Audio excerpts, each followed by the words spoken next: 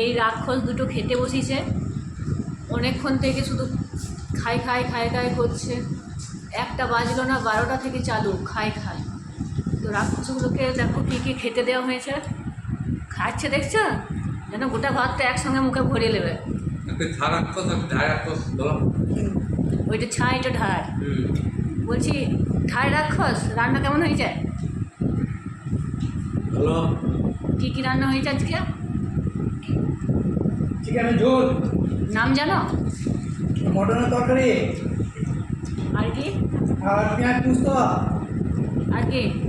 আর আর আর ভুলে গেল।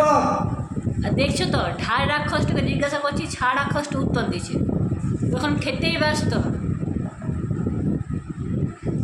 বলছি নুন ঠিক আছে?